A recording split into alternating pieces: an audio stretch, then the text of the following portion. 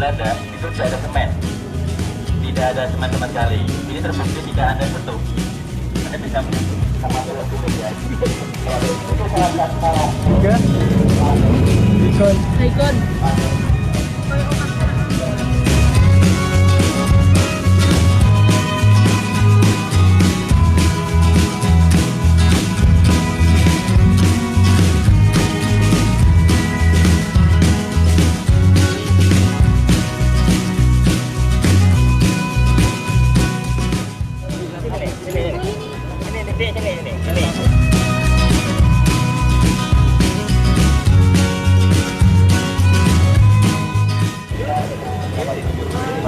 untuk masuk ke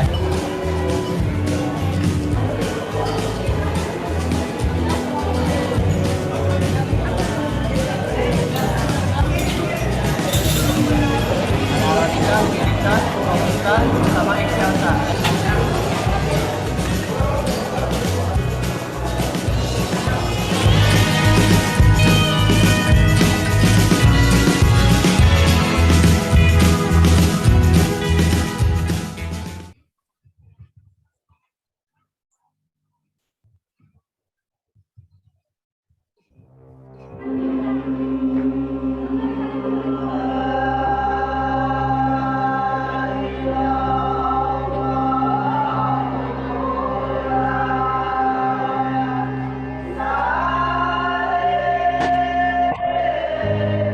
Orang-orang selalu mencari dan bertanya apa sebenarnya makna kebahagiaan.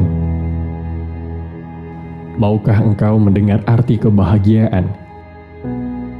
Di salah satu desa tertua di ujung pulau Sumatera. Selamat datang di Desa Bunin. Tari Saman yang penuh semangat ini akan menyambut, sekaligus memberitahu betapa masyarakat suku Gayo di Bunin ini menjunjung tinggi nilai kedisiplinan, kesetiakawanan, serta kekompakan.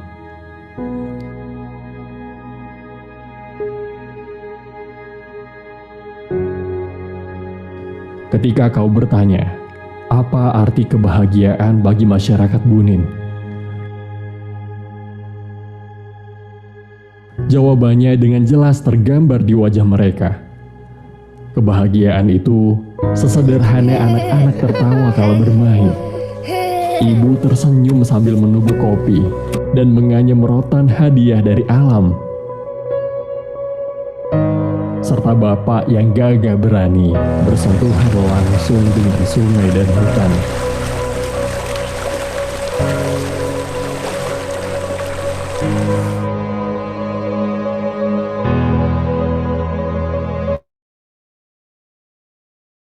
Kebahagiaan bagi mereka adalah setia.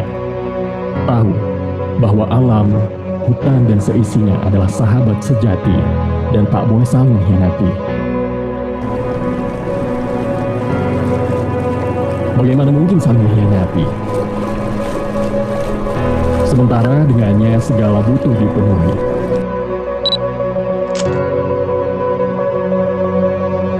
Kita memang hidup bersama dengan alam dan sudah sepantasnya berdampingan. Udara, air, hewan, tumbuhan, dan manusia akan saling mengisi setiap ceruk kehidupan.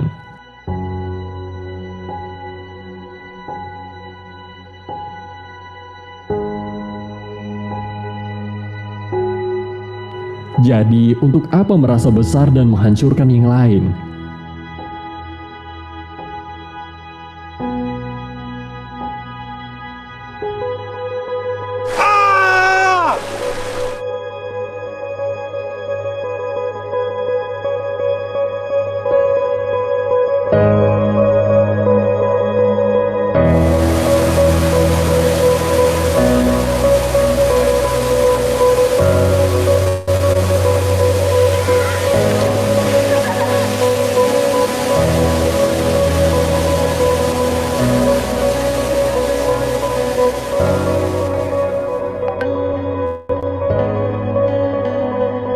Rasa bahagia bisa dapat dengan sama-sama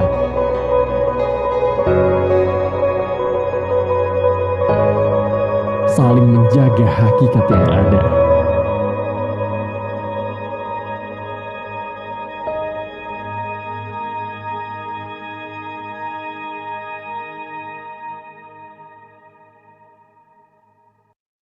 Lepamola terletak di barat Pulau Wangi-Wangi, salah satu pulau terbesar di Taman Nasional Wakatobi. Di Lepamola ini, suku Bajo yang terkenal sebagai pengembara laut tinggal. Bahkan, Lepamola menjadi daerah dengan pemukiman suku Bajo terpadat di Indonesia. Kebetulan banget, hari ini saya baru sampai di Wakatobi dan penasaran sama kehidupan suku Bajo yang sejak dulu terkenal dekat dengan lautan. Bagaimana ya sebenarnya aktivitas mereka sehari-hari? Selamat pagi. Halo, Dewi. Hari ini banget pagi tadi aku baru sampai Wakatobi dan lihat katanya di sini ada Kampung Bajo. Benar Iya, nggak? benar. Jadi kebetulan Kampung Bajo yang ada di Pulau Wangi-Wangi. Di sini kira-kira aku bisa wisata gitu nggak bang? Lihat atau apa? Oh iya, kebetulan ini biasi kami. Kami ini adalah lembaga pariwisata yang kebetulan bergerak di usaha pariwisata. Nah, ini kami kebetulan ada 5 paket wisata. Ada yang 5 kami paket. tawarkan. Apa aja itu bang? Ya, ini. Pertama itu ada paket pengamati lumba-lumba, ada wisata budaya Bajo, ada bersampan, ada paket kuliner khas Bajo, dan ada cerita bintang. Itu seharian bisa bang? Iya, bisa. Oke. Itu paket dari Pinwatch. Sip, kalau gitu sampai jumpa besok pagi bang. Siap. Saya akan langsung lihat lumba-lumba. Oke, siap. Keesokan paginya, saya bersiap untuk melihat lebih dekat kehidupan suku Bajo. Saya sudah di dermaga dan akan naik kapal menuju tengah laut untuk melihat lumba-lumba sembari mengamati aktivitas masyarakat Bajo sebagai nelayan. Baik. Oke, let's go. Australia masuk ke Indonesia. Yang sudah nyata dilihat ada 10 jenis di Indonesia. Yang ulang Wah, ternyata lumba-lumba atau yang biasa disebut lumu merupakan saudara masyarakat Bajo di laut loh. Mereka bisa jadi penanda banyaknya ikan tuna yang bakal ditangkap nelayan, tanda adanya daratan, bahkan musibah. Setelah sekian lama naik bodi batang, akhirnya saya bisa melihat lumba-lumba berloncatan ke atas permukaan air. Memang mesti jeli untuk melihat pergerakannya yang cepat. Untungnya ada Pak Albar sebagai pemandu yang dengan sigap kasih arahan saat lumba-lumba terlihat. Habis lihat lumba-lumba, saya ditawari juga untuk try scuba. Mumpung masih di tengah laut, saya bakal try scuba di sekitar Pulau Kapota yang letaknya memang berhadapan dengan Lepamola. Buat saya yang belum pernah diving, ini jadi pengalaman yang mendebarkan sekaligus bikin penasaran. Pak Albar pun bakal siap menemani saya sebagai buddy di bawah laut. Wih, indah banget nih pemandangan di bawah laut. Terumbu karang warna-warni dan beragam biota laut lain jadi pemandangan menarik yang terus coba saya telusuri. Puas menyelam, saatnya makan siang. Enaknya sih santap makanan khas ini. Ada ikan bubara bakar, sambal colo-colo, udang mantis, lobster, dan salah satu yang khas yakni kasuami dari singkong. Kenyang makan, sekarang saatnya melanjutkan perjalanan keliling di pemukiman penduduk Bajo Mola yang seperti sebuah labirin raksasa. Bang Samran menjelaskan, salah satu yang khas dari masyarakat Bajo yakni perahu. Ada beberapa jenis yang dibuat, yaitu lepa kaloko, lepa diburah, sope, lambo, dan bodi batang. Saat jalan-jalan di Mola, saya kok heran ya melihat banyak perempuan yang wajahnya semacam diberi bedak putih atau kuning. Bang, ngomong-ngomong tadi aku sempat browsing katanya di baju sini ada bedak emas gitu ya?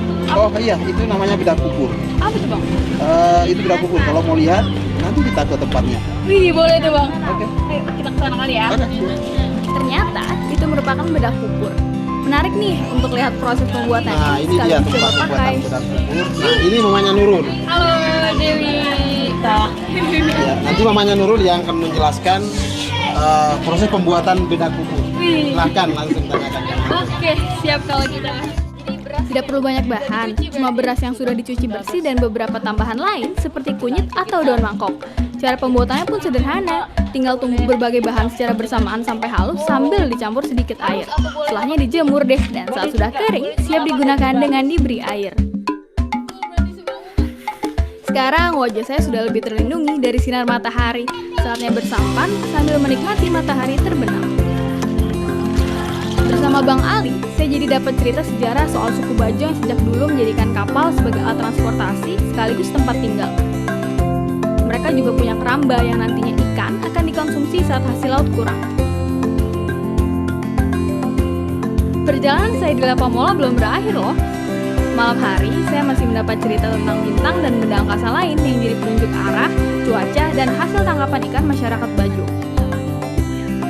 Seru juga ya menelusuri perkampungan Bajo di Lepamola, mulai dari mengamati lumba-lumba, wisata budaya dan kuliner Bajo, bersampan, dan cerita bintang. Ini sih cuma secuil dari keindahan di Indonesia. Besok pergi kemana lagi ya?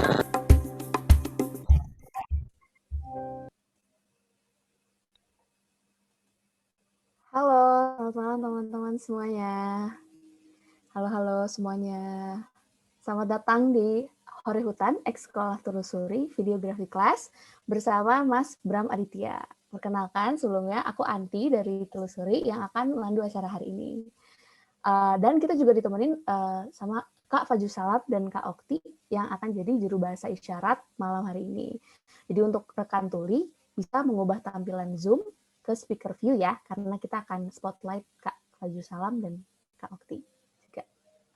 Oke, nah apa kabar teman-teman hari ini? Gimana nih kabarnya teman-teman semua? Aku lihat ramai banget nih. Pada dari mana aja nih? Tadi udah aku lihat sih ada yang dari Batang, dari Ambon, Cikarang, Jakarta, Semarang, Makassar, Sleman, Jogja. Halo. Ada yang dari Bogor juga tadi aku lihat. Halo sama dari Bogor juga. Ramai banget nih. Pokoknya, wah, seru lah pokoknya malam hari ini. Aku rasa, wah, masih sama ya ramainya kayak yang sebelumnya juga. Seru deh. Nah, seperti yang teman-teman mungkin udah tahu juga ya, Sekolah Telusuri berkolaborasi dengan Hutan Itu Indonesia menyelenggarakan kegiatan webinar bertajuk Create Impactful Contents. Dan ini adalah kelas keempat yang diselenggarakan. Ayo, mungkin yang udah konsisten nih ikut kelas pertama kita, siapa aja nih? Ada yang dari awal banget, dari yang sama Mbak Jovita tentang personal branding. Nah, boleh mungkin raise hand gitu. Aku, wah, hadir, mantap. Ikutnya, oke, keren. Wah, setia ini ya teman-teman semua yang ada di sini. Mantap lah. Oke, nah sebagai pembuka acara malam hari ini, aku mau memperkenalkan dari Hutan Itu Indonesia dan dari Telusuri ini. Mungkin kan teman-teman ada yang baru join mungkin kelas kali ini atau gimana gitu dan mungkin belum tahu nih tentang kedua kelas ini. Jadi aku ingin mengundang Kak Bagas untuk memperkenalkan dari Hutan Indonesia. Ada Kak Bagas? Halo Kak Bagas. Halo. Halo. Malam semuanya. Malam. Ya, perkenalkan aku Bagas dari Hutan Indonesia di HII sendiri sebagai creative developer. Jadi mungkin bagi teman-teman yang sudah mengikuti Hore Hutan sebelumnya, biasanya ada Katami di sini ya. Cuman karena memang Katami lagi riweh di sana, ada Katami juga di sini sebenarnya ikut join. Cuman memang lagi ada kegiatan lain, jadi Katami membelah diri gitu ya. Halo semua, semoga malam ini sangat seru dan dapat insight yang banyak ya dari narasumber kece kita. Sip. Ini langsung ini nih Kak, perkenalannya Kak, HI-nya. Silakan Kak Bagas. Sip, bagi yang belum kenal nih teman-teman semua, Hutan Itu Indonesia atau yang biasa kami sebut HII itu merupakan organisasi yang fokus untuk mengkampanyekan hutan Indonesia. Jadi cinta hutan Indonesia terutama ke anak muda perkotaan melalui pesan-pesan yang positif gitu ya. Visi yang kami bawa sampai saat ini yaitu sebagai hutan jadi bagian dari identitas bangsa Indonesia gitu. Jadi ketika teman-teman atau orang luar kenal hutan, maka dia kenal Indonesia. Sebaliknya, apabila kenal Indonesia, maka dia kenal hutan. Kenal hutannya sebagai hutan hujan tropis yang lebat gitu ya. HII sendiri ini organisasi nirlaba ya teman-teman, berbadan hukum yang terdiri dari 3 pembina, 9 tim inti, dan 8 orang tim harian. Didirikan pada tanggal 22 April 2016, bertepatan juga dengan Hari Bumi nih teman-teman. Jadi jangan lupa nih dalam beberapa belas hari lagi kita akan ada Hari Bumi gitu ya. Juga tadi sudah sempat disinggung bahwa kita fokus untuk kampanye pelestarian hutan, dibantu oleh lebih dari 350 sukarelawan yang terdaftar, dan tentunya mitra dari berbagai bidang pun ikut serta, ada 400 lebih gitu. Next.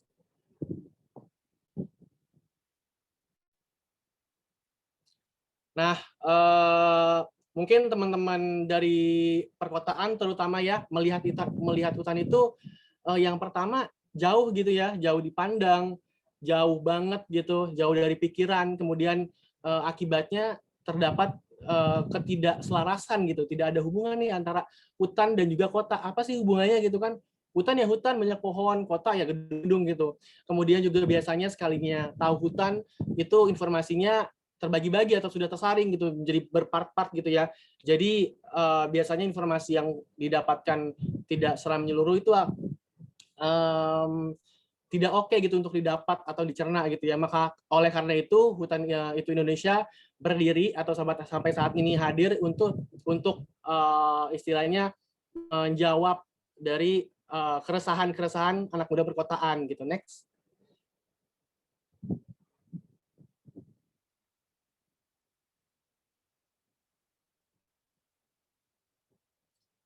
Next lagi. Nah, mungkin teman-teman juga pada tahu ya, kita ingin menyampaikan bahwa bisa di next lagi nggak? Atau memang kayak gini? Bahwa hutan itu lebih dari sekedar pohon, teman-teman. Dan mungkin bagi yang sudah tahu ya bahwa sebenarnya pohon itu nggak hanya batang dan daunnya gitu ya, dari akar sampai pucuk daun pun punya peranan masing-masing. Di dalamnya hidup makhluk hidup yang berbeda-beda gitu, dari akar sampai ujung daun. Oleh karena itu kita ingin membawakan bahwa hutan itu terdiri dari flora, dari fauna, kemudian tentunya ada keindahan di sana menimbulkan sebuah wisata, juga tentunya ada masyarakat lokal ya di sana sehingga terciptalah sebuah budaya ya teman-teman. Juga tidak lupa bahwa hutan merupakan sumber dari makanan dan hasil pangan kita juga pastinya berasal dari hutan. Oleh karena itu jika hilang sulit buat tergantikan nih teman-teman, makanya perlu banget untuk kita jaga gitu. Next. Nah, kita juga sering nih membawakan slogan yang namanya mendekatkan hutan, menumbuhkan cinta. Bagi teman-teman yang belum tahu juga bahwa hutan itu Indonesia ini bisa dibilang cukup eksploratif ya, karena kita masuk ke berbagai bidang nih teman-teman, dimulai dari seni, olahraga, makanan, dan lain-lain. Mungkin bisa di next deh, di slide berikutnya. Ya, di sini What You and I Enjoy, dimulai dari olahraga, kita ada program Kulari ke Hutan, kemudian bagi yang suka seni nih teman-teman, bisa banget ke program Musika Foresta, kemudian bagi yang suka jalan-jalan dan menciptakan sebuah karya dari talentnya, itu bisa masuk ke program Cerita dari Hutan, yang termasuk ke dalam food enthusiast juga bisa banget nih, ada program Jamuan dari Hutan, dan kampanye-kampanye lainnya yang banyak, salah satunya diantaranya yaitu Hutanku Napasku gitu ya, berbagi ribuan masker dengan tujuan dengan pesan utama yaitu hutan itu merupakan sumber nafas bangsa Indonesia. Next. Nah, kemudian yang mau kita highlight juga bahwa kita terdapat program konsumsi hasil hutan. Kita biasanya itu mengkampanyekan hasil hutan bukan kayu ya teman-teman, atau bahasa Inggrisnya itu non-timber forest product ya, gitu. Yang terdiri dari komoditas pangan, di dalamnya itu ada makanan, minuman, kacang-kacangan, dan lain sebagainya, tentunya yang berasal dari hutan yang lestari gitu. Jadi tanpa merusak sih, istilahnya tanpa mengambil kayu di sana, sebenarnya ada loh hasil hutan yang bisa kita konsumsi gitu. Kemudian ada komoditas kerajinan yang biasanya itu mungkin teman-teman udah pada tahu ya, gelang dari rotan, tas belanja dari purun, dan lain sebagainya. Kemudian juga kita mengkurasi pengelolaan jasa lingkungan, di mana ini merupakan komunitas masyarakat atau individu yang di sekitar hutan untuk memperhatikan perlindungan biodiversitinya, kekayaan budaya, dan juga pelestarian air, udara, dan lain sebagainya gitu. Next. Nah, selain itu, kita juga pastinya mengkampanyekan nih dalam beberapa waktu dekat ini, belakangan ini juga sudah mulai mengkampanyekan mengenai hasil hutan yang bersertifikasi, dalam hal ini yaitu batang. Mungkin teman-teman udah pada tahu ya, di kemasan produk yang sudah bersertifikasi kayak FSC, kemudian kalau minyak itu biasanya ada label RSPO dan lain-lain sebagainya yang tentunya mendukung produk yang berkelanjutan bagi hutan yang lestari, seperti itu. Next. Lagi, next slide. Oke, ini salah satu contoh program kami ya, yang terdiri dari cerita dari hutan, yakni kita sudah tahu kan kalau hutan Indonesia itu kompleks, seru, dan banyak cerita gitu ya di dalamnya, dimulai dari flora sampai masyarakat lokal di dalamnya. Oleh karena itu, cerita dari hutan ini lebih mendorong gitu ya perlindungan hutan yang lebih baik dengan menceritakan hutan dari berbagai platform, entah video, puisi, cerita, musik, dan lain sebagainya. Kemudian jalan-jalan dari hutan. Di sini siapa sih yang nggak suka jalan-jalan? Pasti suka dong, ya kan? Minimal orang Jakarta ya, kayak aku sendiri, itu pernah ke Puncak Bogor gitu ya.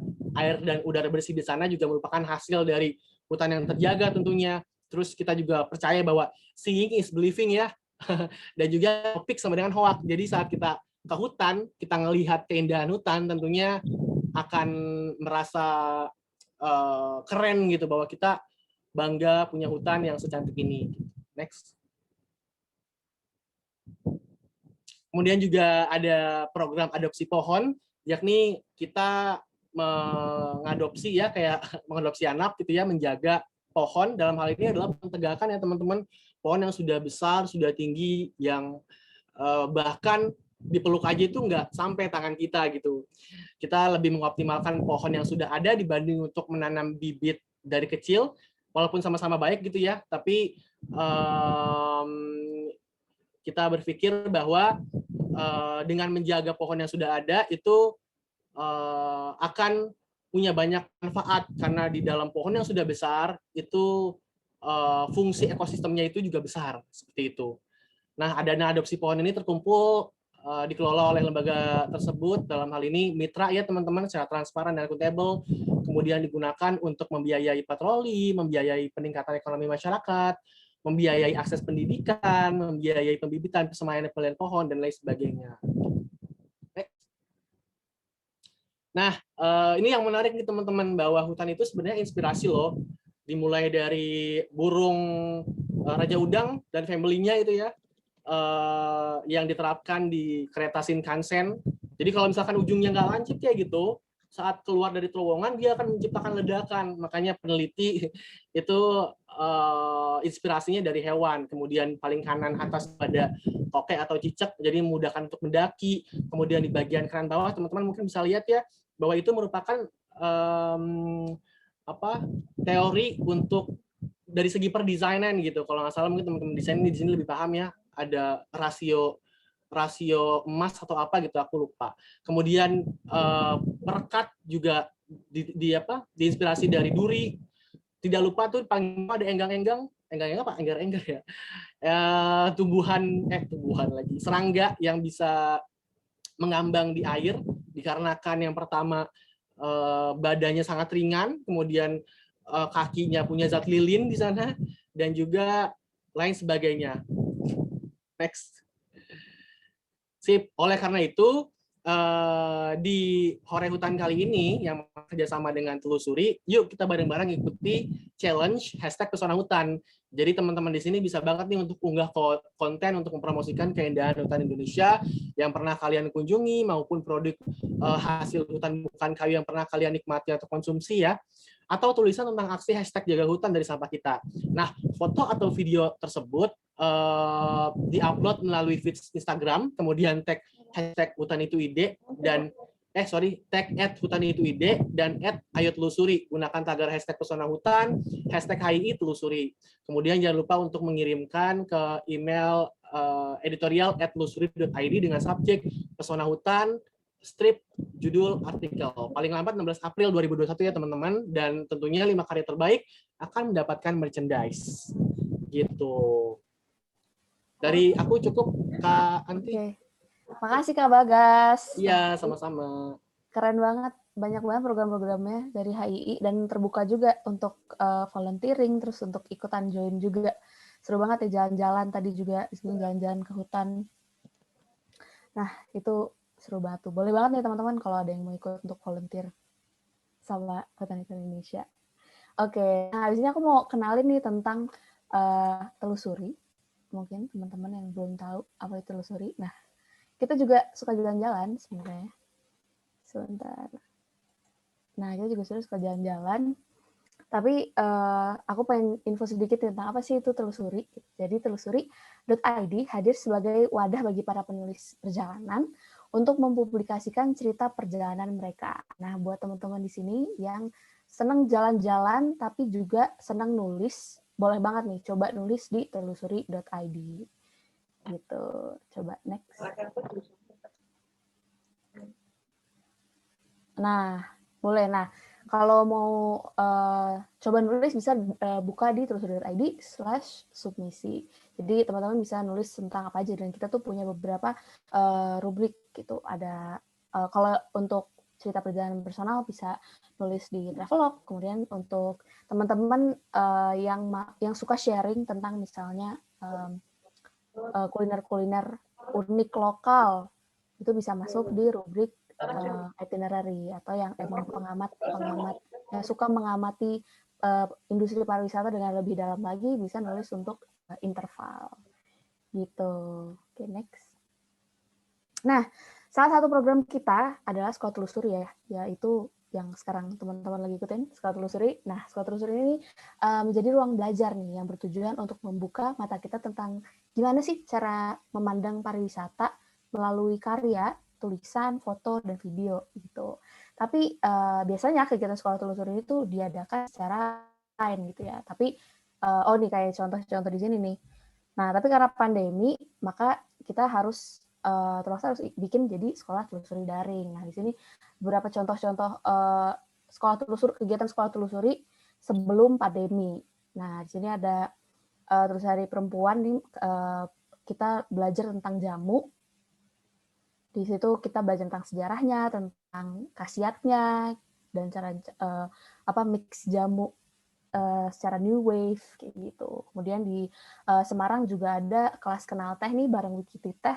Sama juga di sini kita kenalan bareng tentang belajar tentang teh, khasiatnya, rasanya, bagaimana cara menyeduhnya yang benar. Pokoknya Sekolah Telusuri ini memang bertujuan untuk berjaring dan berbagi ilmu. Itu sih intinya. Oke, next. Nah, karena bulan puasa sudah hadir nih teman-teman, jadi kita Telusuri Telusuri sedang bikin program namanya Racik-Racik Sore. Nah, Racik-Racik Sore ini kita akan mengeksplor kuliner Indonesia, khususnya tempe nih. Jadi kita ada tur virtual industri tempe Kampung Sanan di tanggal 16 April. Kemudian kita mau ada workshop bikin tempe tanpa kedelai. Wah, penasaran nggak sih gimana caranya? Kalau mau ikut boleh di tanggal 24 April. Tadi kita juga udah ada live bareng Masak TV ngobrolin tentang tempe juga, dari sejarahnya, sainsnya, pokoknya seru banget, bisa dicek di YouTube Telusuri juga dengan hashtag ngobrol warisan tempe sebagai warisan kuliner gitu. Oke. Next. Oke. Nah, seperti yang teman-teman udah tahu nih, Horizontal Sekolah Telusuri daring kan merupakan serangkaian kelas pelatihan konten nih yang bisa teman-teman ikutin. Dan ini adalah kelas keempat kita, dan kita akan banyak belajar tentang videografi nih. Gimana caranya buat video yang keren, yang apik, bareng sama Mas Bram. Nah, sebelum kita mulai acaranya, wah, iya, adik kamu keren banget Kak, iya makanya kau perasaan ikut ya tanggal 24. Oh iya, informasinya lihat di @ayotelusuri. Sorry. Jadi skip. Nah, oke, aku mau bacain sedikit tentang tata tertib acaranya nih. Acaranya, oke. Jadi sebelum acara dimulai, aku pengen baca workshopnya. Jadi buat teman-teman yang mungkin masih namanya atau nama Zoom-nya belum nama lengkap, boleh ditulis dengan nama lengkap dengan supaya bisa saling kenal juga ya sama teman-teman yang lain, bisa berjejaring. Kemudian yang kedua, jika ada pertanyaan, harap menuliskannya di kolom chat dan gunakan fitur raise hand kalau ada kendala selama kegiatan berlangsung. Saya ada kesulitan apa itu secara teknis, bisa raise hand.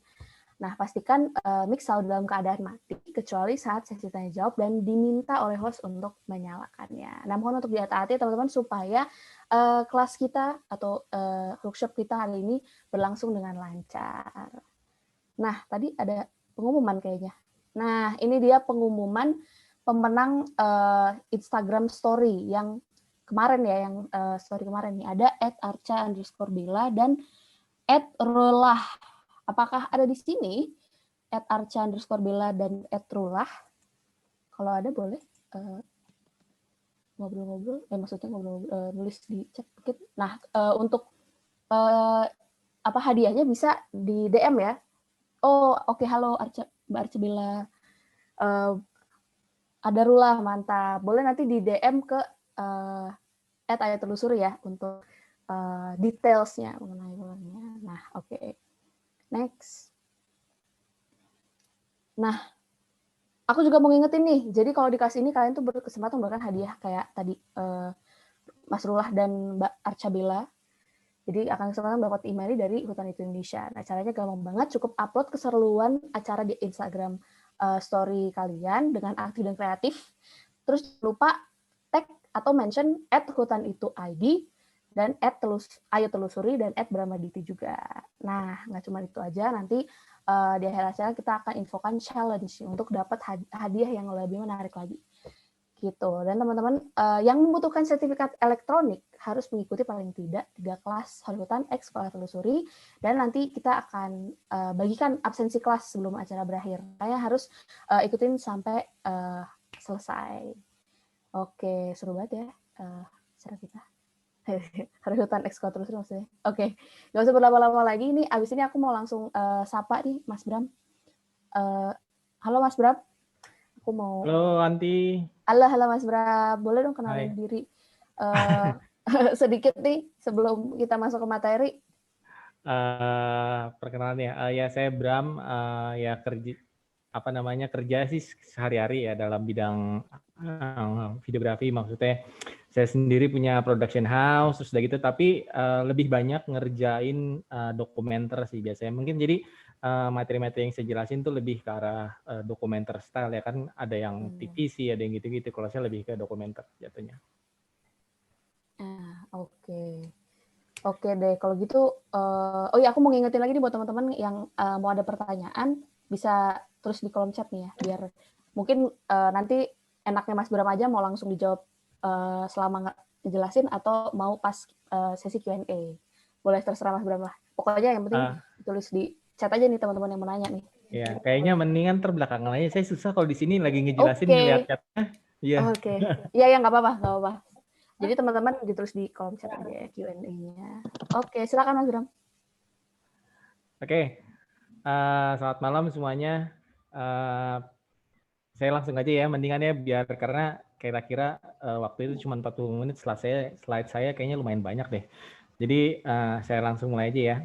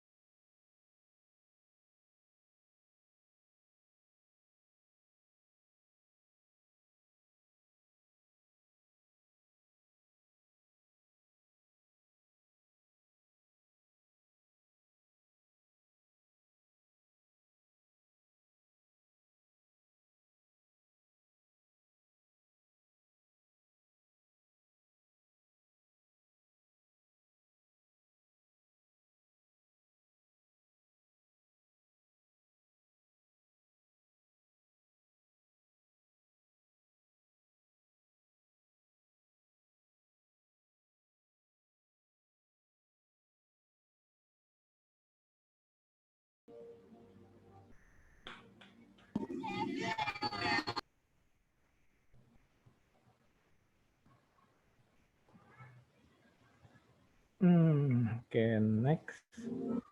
Sorry. Ya. Jadi perkenalin, nama saya Bram. Biasanya saya ininya Bram Aditi sih, orang-orang pada taunya, atau di sosial media saya biasa di Instagram Bram Aditi gitu.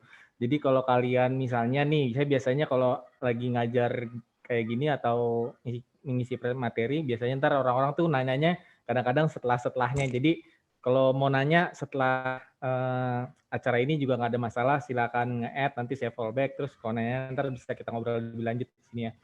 Lanjut, oh iya, terus sekarang tadi saya pengen nambahin kalau saya itu background, sebenarnya gini, saya backgroundnya tuh justru bukan dari film, saya backgroundnya justru S1-nya saya bukan film, jadi saya mau ngasih tahu ternyata ya bisa kok gitu.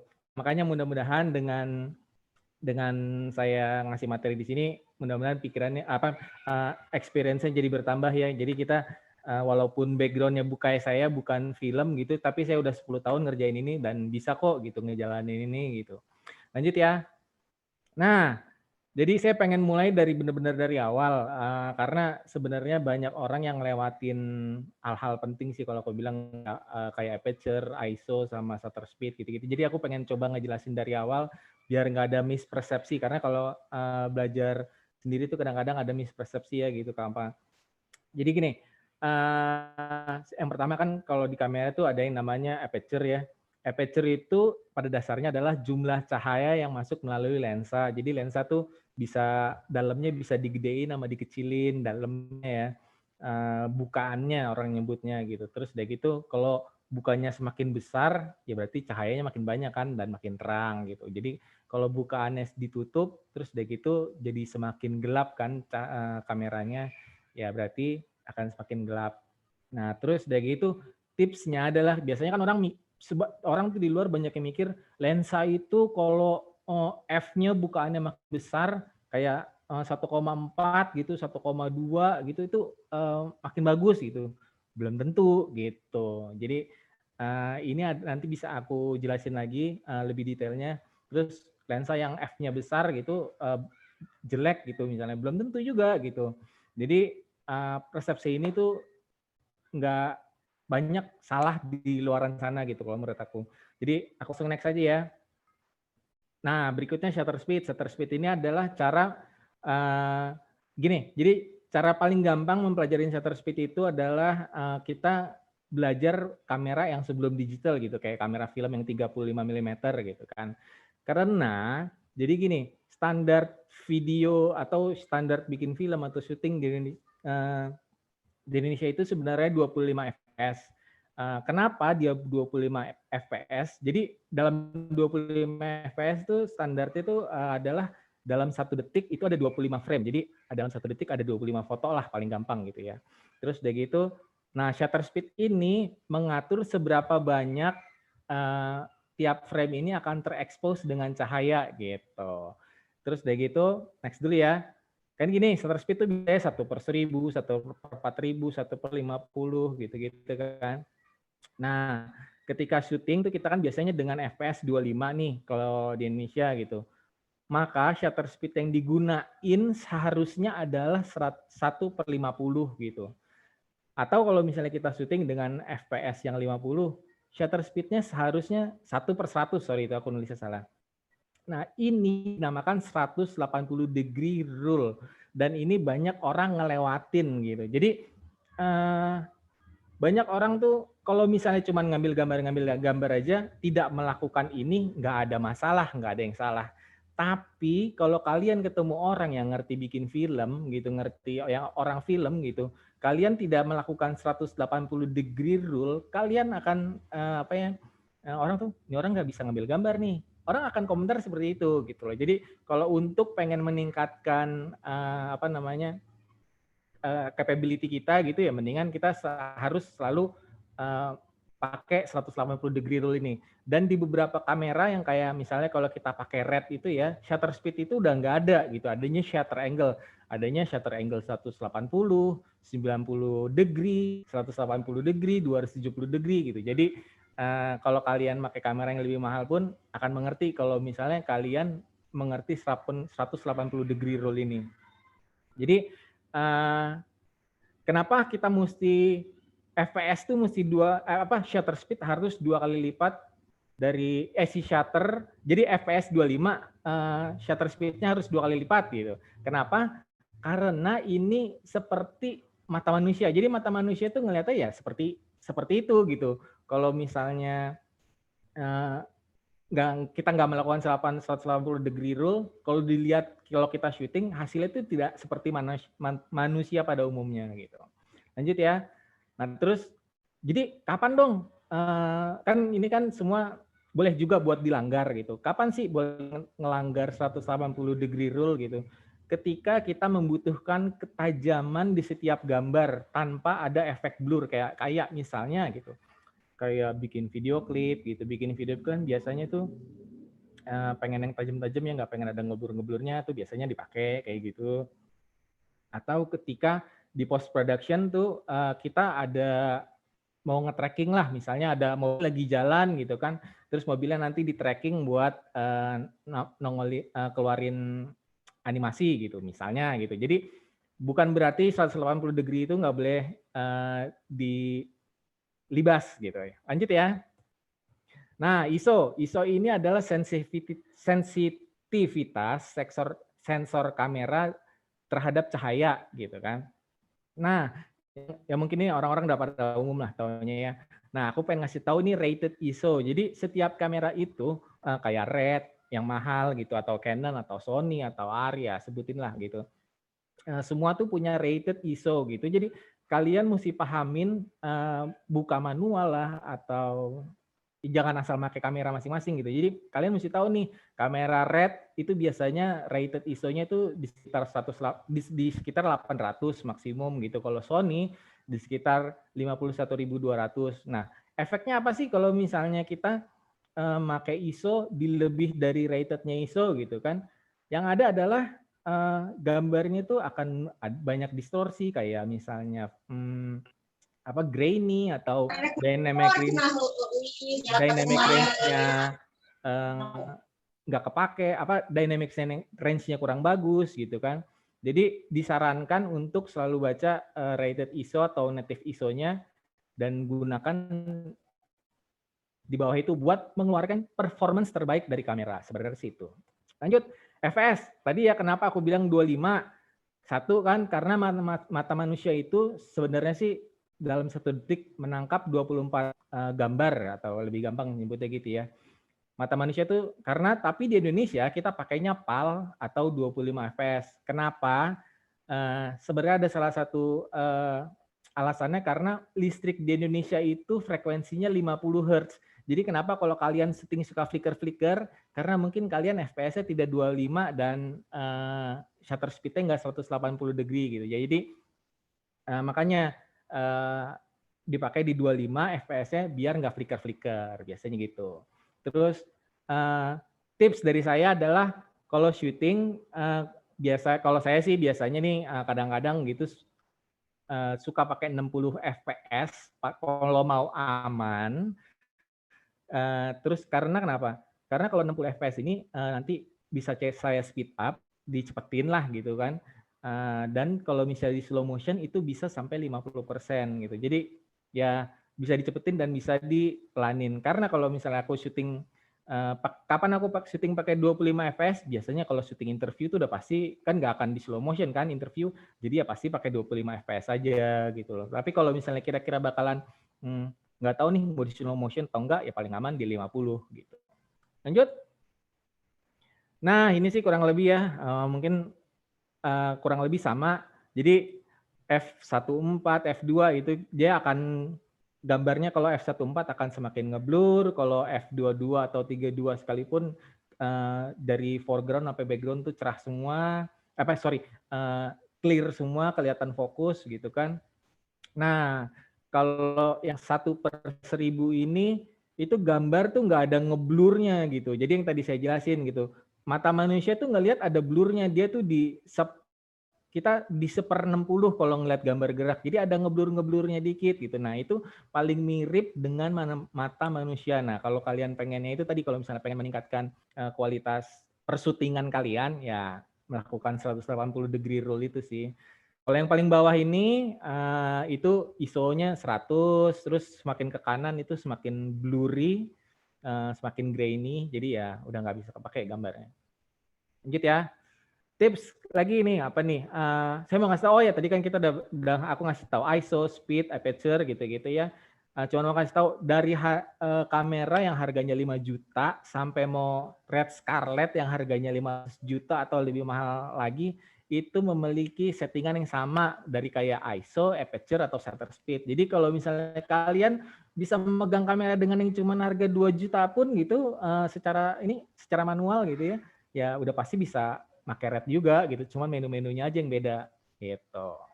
Lanjut ya. Lensa ini adalah mata dari kamera kita gitu kan.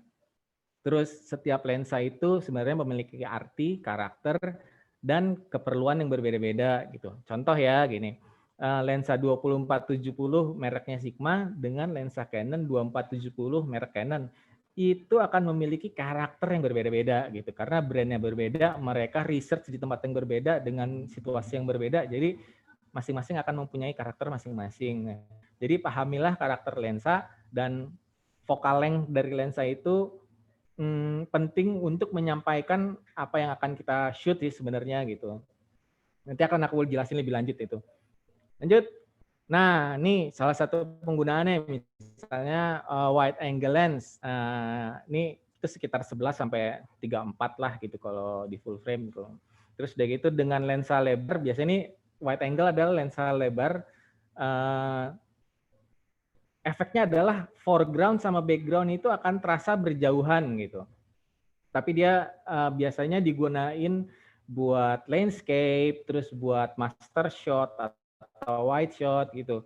Nah, efek dari lensa wide ini adalah kadang-kadang pinggir-pinggirnya itu suka distorsi gitu. Jadi kalau kalian pengen syuting, ya kalau landscape nggak ada masalah gitu. Cuman tapi kalau syuting kayak orang gitu tuh udah nggak akan enak gitu karena mukanya tuh akan sedikit ketarik.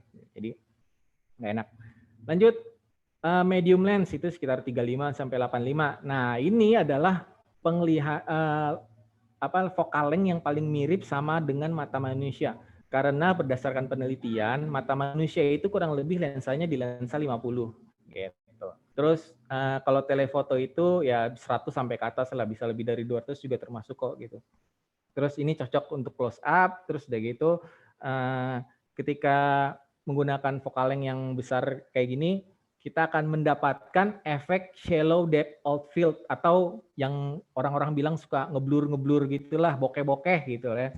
Jadi semakin tinggi, semakin kita ngezoom lensanya, itu akan semakin blur backgroundnya. Efeknya kayak gitu. Terus tips ini adalah telefoto ini biasanya digunain untuk mengkompres background. Aku agak kalingan nih sama apa namanya kamera. Jadi gunakan lensa ini untuk mengkompres suatu objek dengan backgroundnya. Jadi maksudnya gini, misalnya kalian nih, tips dari aku adalah, jadi pengen aku kasih tahu, misalnya kalian syuting dengan environment yang kalau aku bilang apalah kiri kanannya kotor lah atau nggak pengen kalian ambil gitu. Nah, ngakalinnya adalah gitu, kalian mundur pakai lensa yang lebih panjang, nanti tuh dia akan lebih lebih mengeliminasi kiri kanannya, tapi ngedeketin depan dan belakang. Ini akan kasih contoh deh nanti. Jadi intinya kurang lebih kayak gitu. Jadi kalau kanan kirinya pengen dihilangin, ya pakai lensa yang lebih narrow atau yang focal length-nya lebih besar. Intinya sih gitu kalau yang aku pengen maksudin. Lanjut. Nah, ini contohnya nih. Ini contoh lensa 25, lensa 85 di f-nya 21, jaraknya 7 feet ya. Ya kan? Nah, berikutnya adalah kelihatannya berbedanya. Ini cuma ganti lensa dengan framing dengan jarak yang sama ya. Jadi ini lensa 85 dengan jarak 7 feet segini. Pakai lensa 50 tuh ternyata begini. Beda ya moodnya. Nah, kenapa aku bilang tadi kalau pengen untuk mengkompres suatu objek, nah ini pakai lensa 85 nih gitu kan. Jadi kiri kanan back itu bisa kita eliminasi gitu. Padahal tuh sebenarnya tuh di ruangannya yang apa ya, gudang sih kalau bisa dibilang gitu kan. Jadi makanya yang aku maksud tadi adalah ini, kalau pengen mengeliminasi kiri kanannya justru pakai lensa yang dengan focal length yang lebih panjang. Nah ini kalau dia pakai lensa lebih wide akan makin kelihatan kiri kanannya. Nah kan jadi kan environment-nya makin kelihatan nih kiri kanannya tuh ternyata lagi di gudang nggak bagus kan. Nah terus semakin ke belakang, semakin lebar wide lensanya, ya akan semakin apa ya, semakin wide dan backgroundnya itu ya semakin kelihatan gitu jadinya. Apalagi lensa 16. Yang perlu kalian perhatiin adalah lensa 11 apalagi ya. Terus udah gitu, sorry. Nih perbedaannya nih, dengan jarak yang sama tapi lensanya yang berbeda. Kelihatan banget kan perbedaannya gitu, maksudnya moodnya beda gitu. Jadi kalau yang bawah itu enaknya itu kalau kita gini, kapan sih kita kalau ditanya kapan mesti pakai lensa yang atas? Pakai lensa yang atas tuh perlu dipakai kalau misalnya kita pengen ngasih tahu lagi interview orangnya tuh dominan gitu, backgroundnya nggak penting gitu. Nah tapi kalau kita interview di misalnya di background yang dengan ada pemandangan yang bagus gitu, ya pakai yang bawah lensanya lensa 11 gitu, atau ya bisa lebih close, fokalnya gedean dikit kayak 24 gitu. Jadi ya itu masing-masing punya karakter dan punya kegunaan sendiri-sendiri gitu. Lanjut ya, ini akan aku kasih tahu lagi. Sorry, kok nggak mau next sih? Oke, nih sekarang pakai lensa 85 sama kayak yang tadi, jaraknya 7 feet. Tapi yang berbeda adalah sekarang framingnya yang sama. Jadi ini kan 85 nih.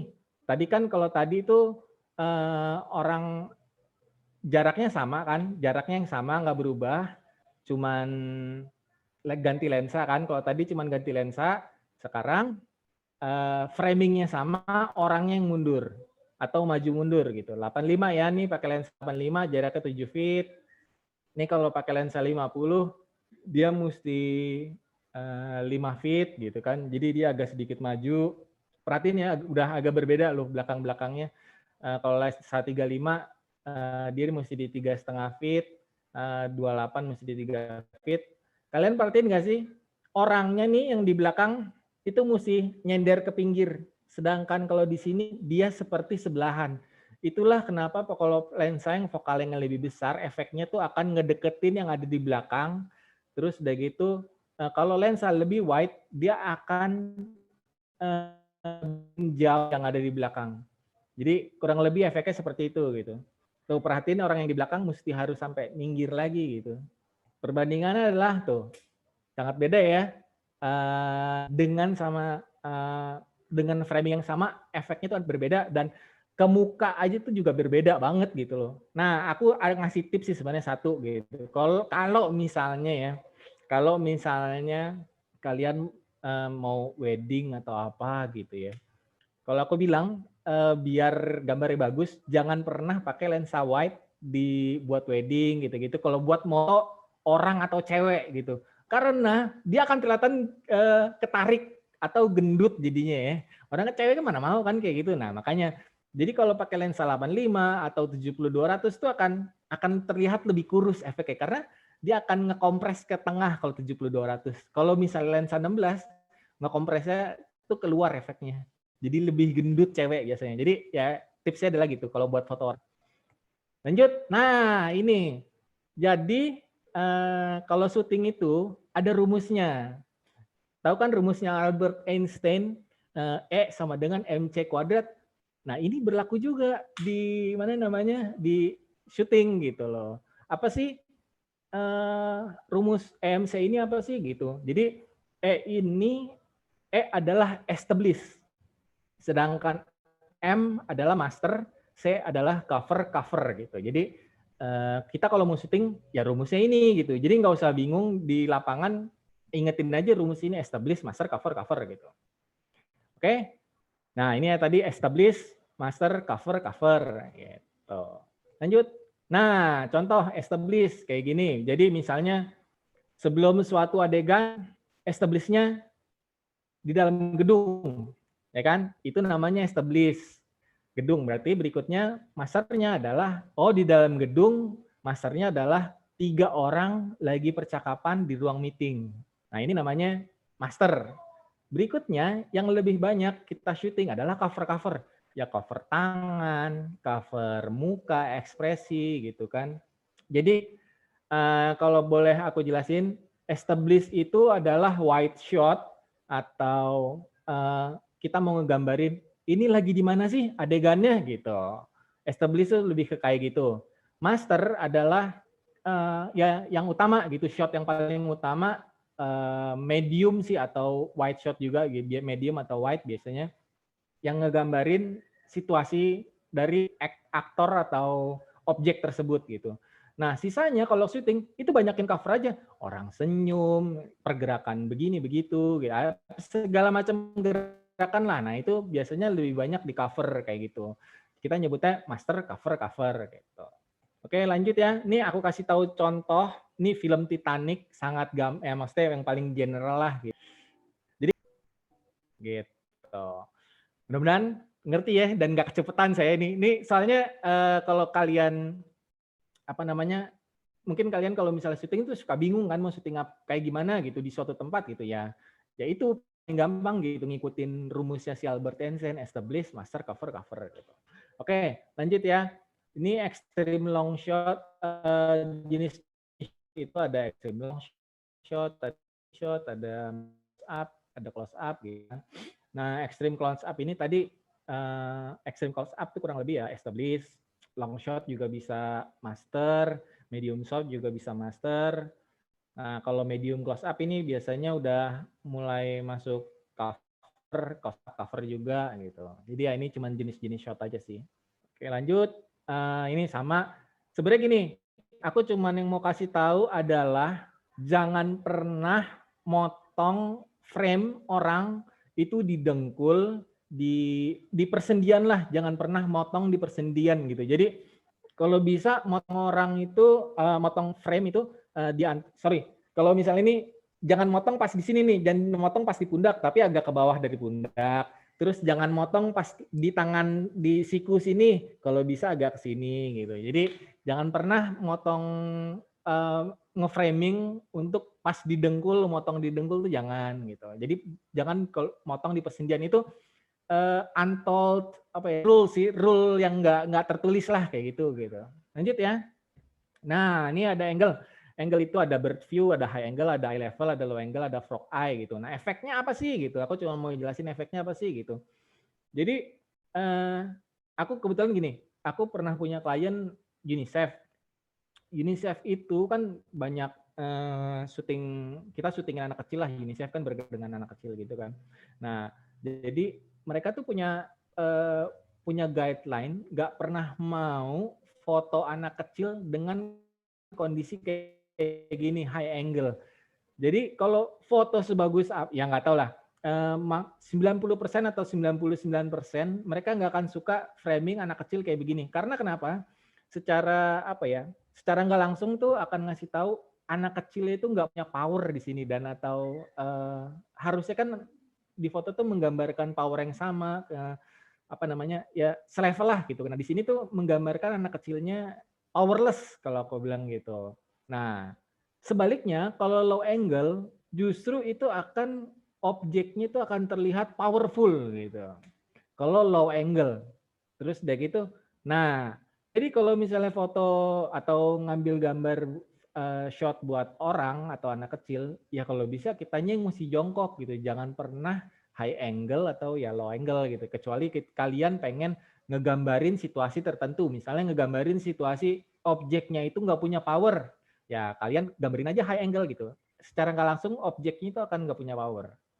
Atau sebaliknya kayak tadi, low angle objeknya itu akan lebih powerful jadinya. Mungkin biasanya kayak gini kalau kalian ngelihat di film Avengers gitu misalnya. Ini akan banyak shot-shot kayak gini. Secara nggak langsung kalau kalian nggak sadar ya.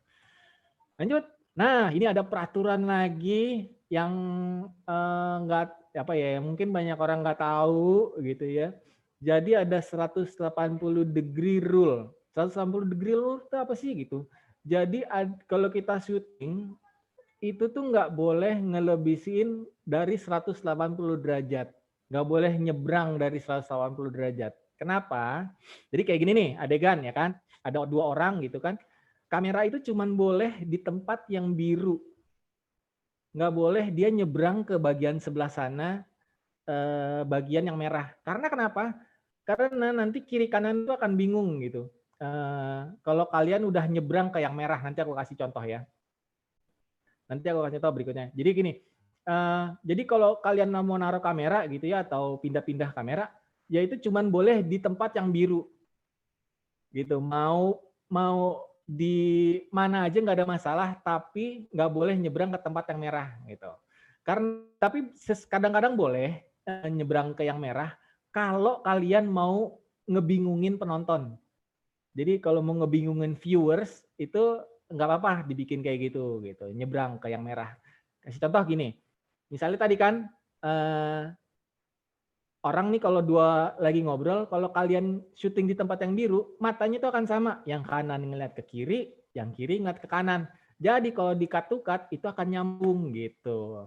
Tapi kalau kalian nyebrang ke tempat yang merah tadi nih, yang kanan nanti kalau misalnya berikutnya kalau kalian nyebrang merah itu akan di kanan juga, jadi matanya itu akan nggak nyambung gitu. Jadi hal-hal seperti ini walaupun bukan adegan dua orang ini, walaupun adegan bukan dua orang lagi percakapan, mau mobil lagi jalan gitu kan, satu objek pun gitu, kita juga syuting harus 180 degree.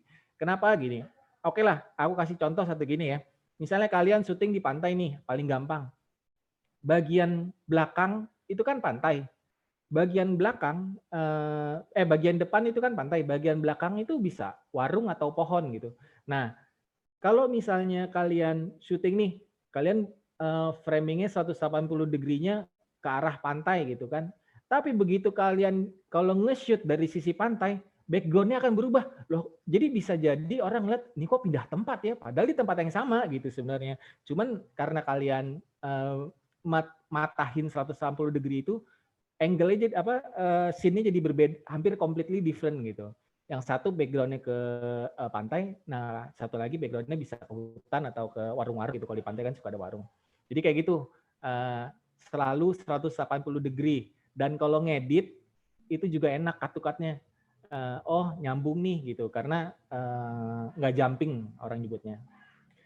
Nah ini contoh satu lagi, misalnya orang dari kiri, kalau bisa frame berikutnya jangan pernah frame-nya dari kanan ke kiri gitu. Jadi itu nggak nyambung tuh, jumping tuh nggak 180 degree. Kalau bisa orang dari kiri ke kanan, ya frame berikutnya orangnya jalan dari kiri ke kanan lagi gitu. Itu ini jarang banyak orang yang tahu sih. Maksudnya kalau orang syuting nggak punya background film, biasanya dia akan ya syuting aja gitu. Nah ini contohnya nih, yang atas masternya ya, ini menggunakan 180 degree. Jadi kelihatan ya, mereka ya ngomongnya kayak bersebelahan, benar bersebelahan, tapi karena dia nggak nyebrang ke 180 degree ke daerah yang merah tadi yang aku sebutin. Soalnya ini agak susah nih aku ngejelasin kalau lagi online gini, karena kalau misalnya aku ngejelasin lagi di offline, aku bisa mempraktekkan. Kalau di online ini agak susah. Tapi mudah-mudahan kalian ngerti, paham gini. Aku ngasih beberapa contoh. Nah ini juga nih sama, hampir di semua film Hollywood itu akan melakukan 180 degree gitu kan. Ya tadi itu ngambil orang yang kanan, kameranya di kiri, ngambil orang yang kiri, kameranya di kanan gitu. Jadi akan nyambung. Nah nih, nyambung kan matanya gitu ya. Saya nyontohin kayak gini ya, 180 degree itu biar matanya nyambung gitu. Nah ini kalau kita nonton film Batman itu kan Jokernya itu kayak nggak jelas gitu ya. Nah itu kita nggak melakukan 180 degree nggak apa-apa gitu, karena si direkturnya itu pengen ngejelasin ya Joker ini orangnya emang nggak jelas gitu loh, kayak orang psycho gila gitu. Jadi ya di gambarnya juga nggak melakukan 180 degree gitu. Jadi bukan berarti kita harus selalu bisa di break peraturan-peraturan ini. Lanjut ya, kamera movement.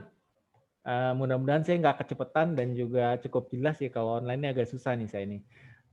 Ya ini ada panning, ada tilt, ada dolly track. Dolly track tuh kayak kameranya maju mundur gitu. Kalau crane shot tuh biasanya ini bisa, kalau dulu kan pakai pakai dolly gitu, pakai Jimmy Jeep gitu. Kalau sekarang bisa pakai drone pun bisa melakukan crane shot gitu. Jadi dari eye level terus naik ke atas ya. Jadi crane shot jatuhnya gitu.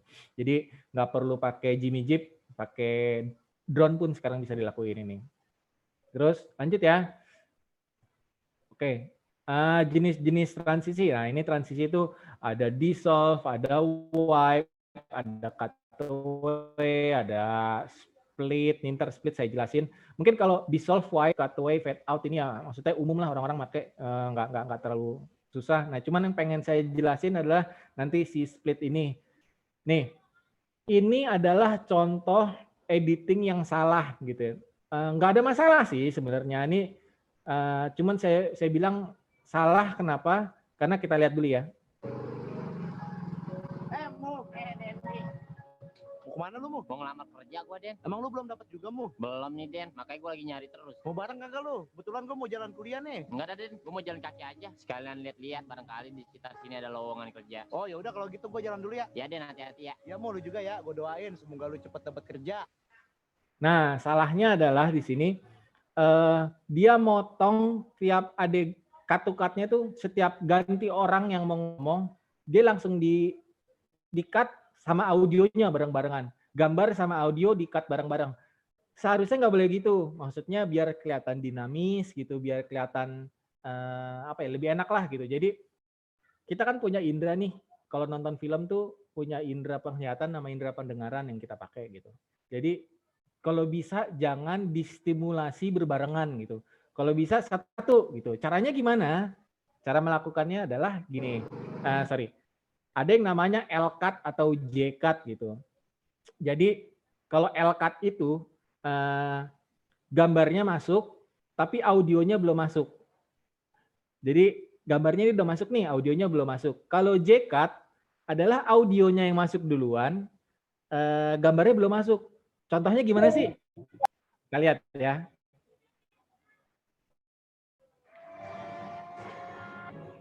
Nah, ini namanya L-cut nih. Tuh.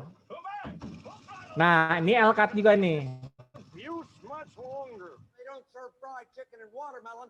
L-cut juga nih.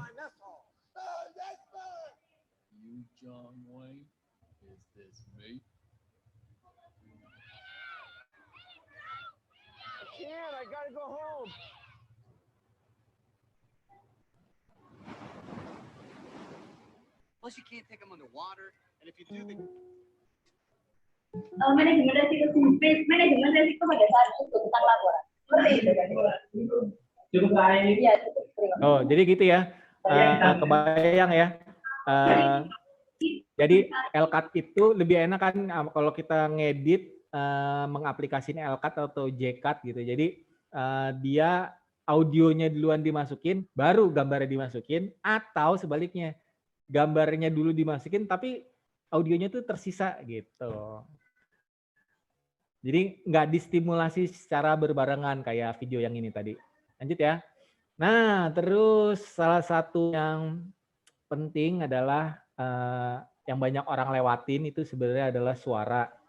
Jadi suara itu ada dialog, ada efek suara, ada musik. Jadi orang tuh mikir banyak selama ini kalau aku lihat teman-teman yang suka cuma ngambil gambar aja gitu, tapi audionya nggak dimasukin, nggak diambil gitu. Sebenarnya tuh justru dengan kita ngambil audio, ambient, suaranya atau apa gitu ya, itu akan kalau kita masukin ke dalam video, itu orang akan yang ngedengerin dan nonton itu akan ngerasa hadir ada di dalam film tersebut gitu. Kalau distimulasi dengan audio yang kita ambil gitu. Jadi contohnya gini, misalnya salah satu contoh aja sih,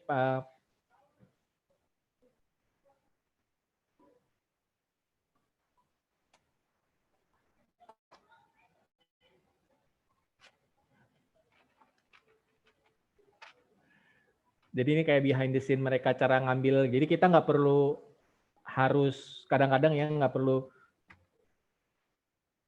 nggak perlu ngambil, bisa bikin sendiri juga kayak gini atau beli di stock shot aja gitu atau cari-cari di internet gitu, bunyi mobil, bunyi kemacetan gitu atau bunyi kapal, bunyi air terjun kayak gitu, itu bisa dicari tuh di internet.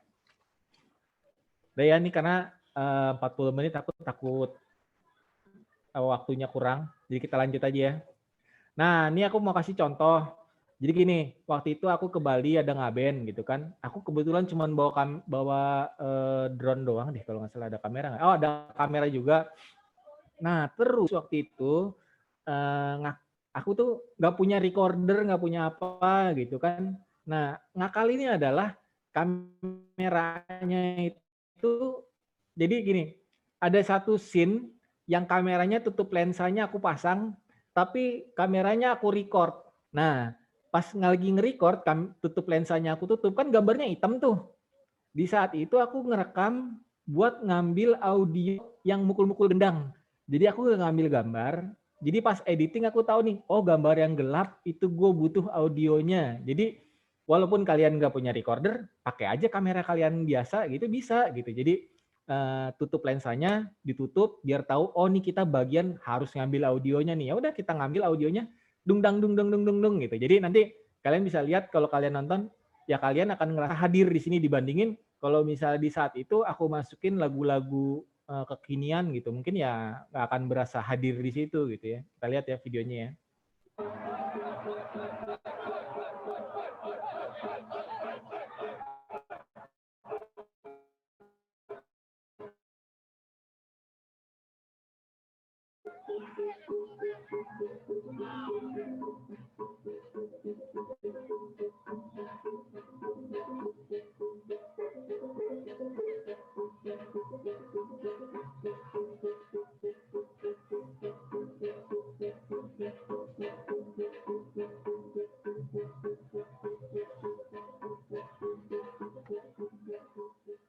Ya gitulah pentingnya audio tuh gitu. Jadi maksudnya kita masukin audio ambience-nya biar orang merasa hadir di situ. Sebenarnya gitu sih pada intinya. Nah, Cak, kalau kita kerja bikin film tuh sebenarnya ada tahap development, pre-production, ada production sendiri atau syutingnya atau post-production gitu kan. Development tuh kayak misalnya kita nulis naskah atau ya pokoknya masih kasar lah ide-ide filmnya tuh masih kasar gitu. Nah kalau pre-production itu udah semakin tahap pre-production itu ceritanya atau tema yang mau kita ambil kalau kita bikin dokumenter itu udah lebih menjurus, misalnya dikhususkan dengan contohnya apa ya, misalnya kenapa Belanda bisa bisa menjajah Indonesia selama 360 tahun gitu ya. Jadi udah mulai menjurus tuh gitu. Sebenarnya kan kalau kita ngomongin Belanda secara general gitu, misalnya mengambil tema histori gitu misalnya, itu kan bisa macam-macam Belanda dengan kejahatannya lah, dengan bahkan Belanda tuh pernah jadi bandar narkoba di di Indonesia gitu. Nah, terus kayak gitu kalau misalnya kita pengen bikin dokumenter atau film tentang Belanda, kenapa sih Belanda 360 tahun bisa menjajah Indonesia? Nah, udah tuh temanya tuh udah di-fix tuh situ. Nah, tuh biasanya tuh tinggal tulis lagi tuh ke bawahnya apa gitu. Terus dari gitu mau misalnya mau materinya ntar diisi sama apa, atau kalau kita ntar syuting mau syuting di mana, tuh disiapin tuh di pre-production. Gini, banyak orang ngelewatin tahap pre-production. Maksudnya orang tuh apalagi kalau liputan tuh cuma ngambil gambar gitu. Itu salah kalau menurut aku gitu. Karena kenapa? Dengan kalian melewatkan pre-production yang baik dan benar, itu udah menyelesaikan 50% dari proyek film kalian gitu. Jadi kalau kalian udah ngelakukan tahap pre-production nih, itu sebenarnya udah 50% dari kerjaan kalian tuh udah selesai gitu dari bikin film gitu. Karena kenapa gitu? Jadi kalau buat aku nih, kalau pre-production tuh akan nentuin, oh gue nanti openingnya akan pakai ini, closingnya mau pakai ini, ntar di tengah-tengah mau ada adegan ini. Itu semua udah disusun dengan rapi, maksudnya jadi nanti begitu di lokasi syuting, udah tinggal, oh opening, gue butuh sunrise. Udah pagi-pagi nyalain kamera buat sunrise. Itu udah buat opening ya enggak? Ntar closing gue buat sunset. Udah kita ngambil sore-sore sunset. Di tengah-tengahnya apa? Butuh adegan apa? Butuh adegan A, B, C, D. Oh berarti ini adegan C-nya ini outdoor nih. Udah kita ambil outdoor pagi-pagi dulu kalau bisa, biar mataharinya nggak terlalu kenceng. Nah, begitu siang baru di adegan ke indoor. Karena walaupun terang kan mataharinya kenceng, ya di dalam indoor masih enak lah gitu. Kayak gitu misalnya. Jadi tahap pre-production ini sangat amat penting sebelum syuting gitu.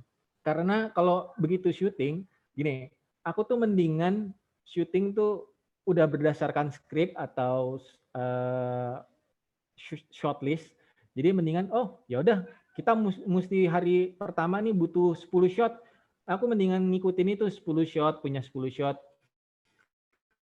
Nah, gini, jadi mendingan pas lagi edit, pas lagi post production, aku mendingan dari pre-production nih, ternyata aku cuma butuh 50 shot buat bikin dokumenter A gitu misalnya. Pas editing, pas syuting, ya aku syuting aja 50-nya itu gitu kan.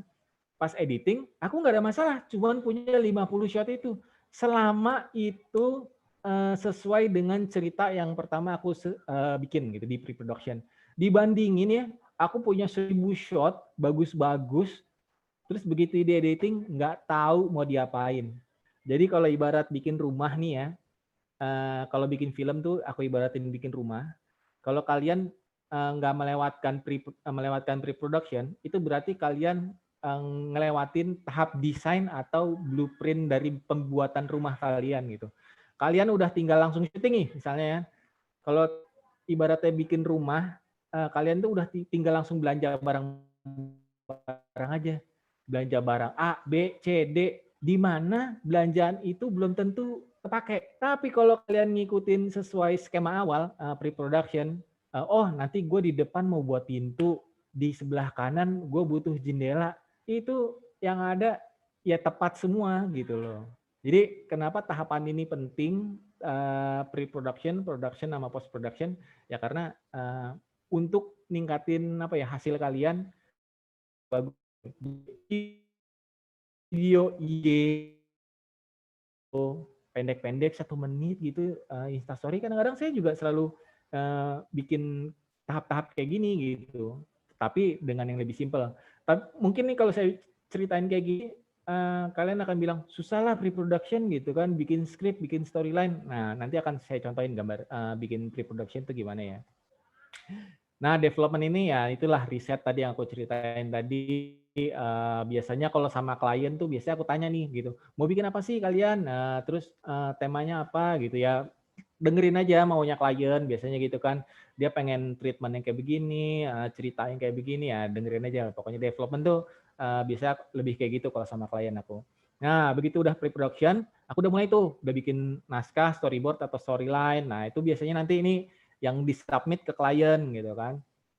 Nah begitu naskah atau skrip atau storyboardnya udah di approve sama klien, biasanya aku baru mau syuting. Kalau misalnya belum di approve, aku nggak pernah mau tuh syuting gitu. Karena kenapa?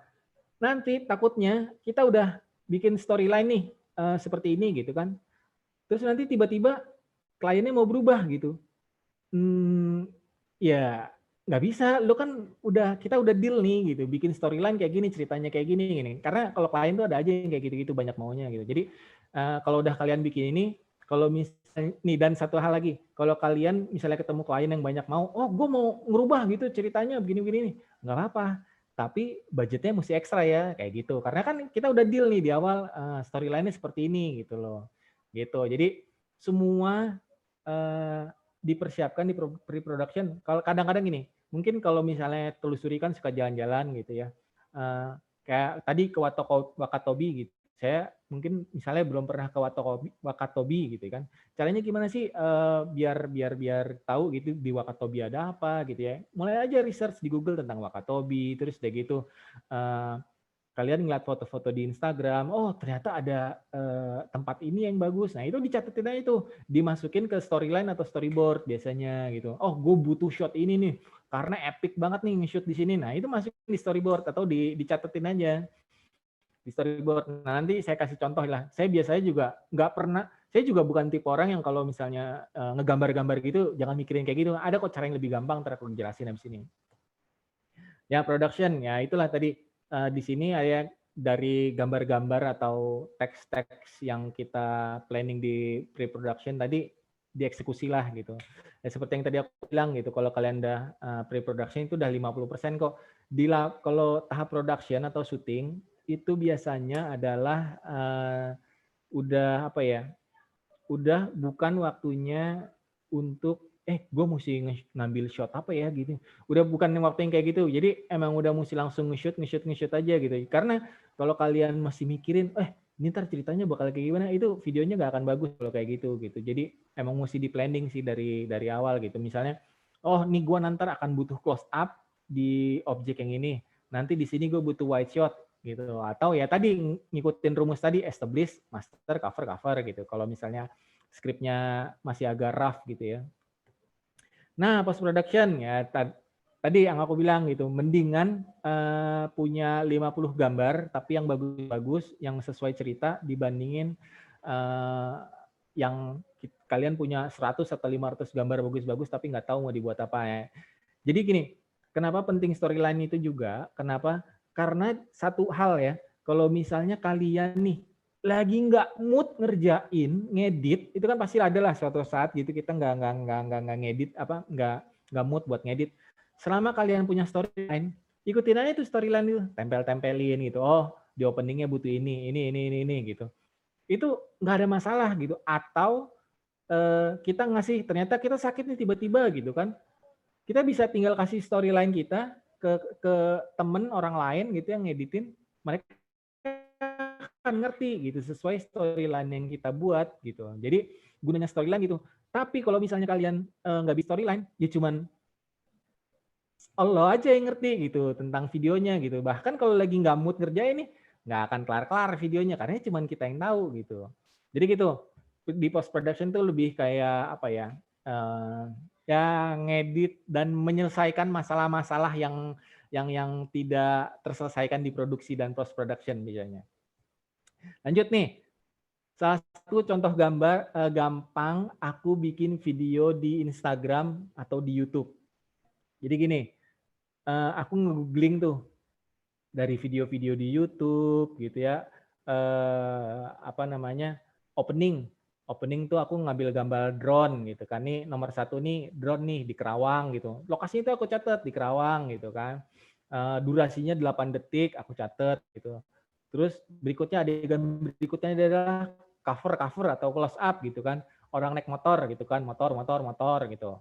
Nah terus dari gitu berikutnya yang nomor 3, scene 3 adalah di Sudirman di lampu merah gitu kan, wide sama close up tuh semua udah aku catetin. Biasanya kalau syuting tuh gini, jadi nggak perlu bikin ngegambar sketsa gitu, bisa cuman nempelin aja bikin kayak gini dari video-video di YouTube, kalian capture, tempelin, gitu.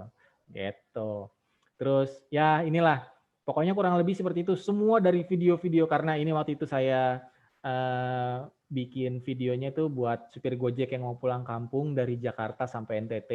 Akhirnya saya banyak nonton referensi video-video Gojek. Nah makanya di sini saya capture video-videonya Gojek nih, gitu. Video Gojek naik motor gitu.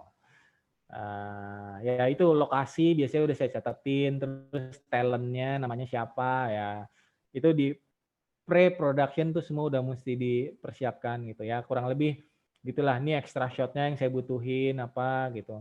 Mau lihat nggak hasilnya? Hasilnya jadinya kayak gini. Nih kita lihat ya tadi ya, openingnya drone, terus scene keduanya close up motor, scene ketiganya di Sudirman, terus scene ya pokoknya urutannya kurang lebih gini ya. Hasilnya kita lihat ya.